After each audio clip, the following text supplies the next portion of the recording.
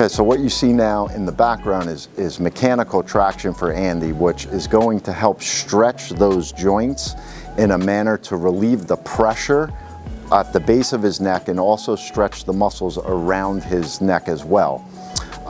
It's an effective tool in managing stiffness and pain, and in Andy's case it's a great way for us to keep the mobility that he already has from him losing that, you know, every time he goes to sleep or something like that, putting his neck to rest. Those joints and muscles will start to tighten up, blood flow is diverted away.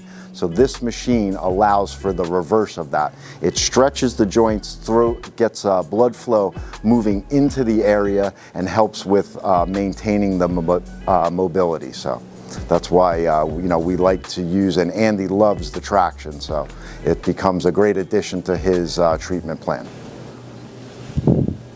This is a spinal joint mobilization technique used for stiff joints, and in Andy's case he suffers from chronic arthritis and his neck is pretty much almost locked. I mean, we were able to restore a lot of mobility, but what you'll see is his inability to look up or close the joint because they're stuck open. So what we try to do very carefully is close those joints for him without pain. And it may look like, you know, we're really beating him up, but people love this because it can't happen on its own naturally. So that's you know, just almost like a stretching of the joints of the spine. But we can focus it on the individual joints that we want. So this is, you know, C7 right here.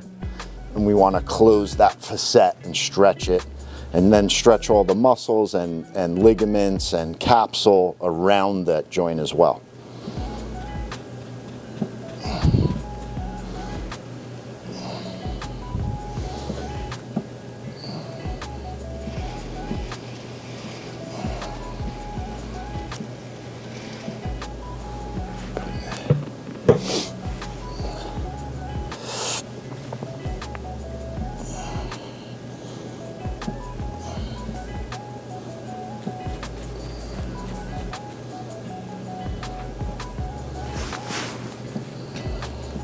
Need a hammer and chisel on this guy. The old days, Andy. That's what they would have done. Hit you with a hammer and chisel. I wouldn't have been here. But elsewhere. It's a lot.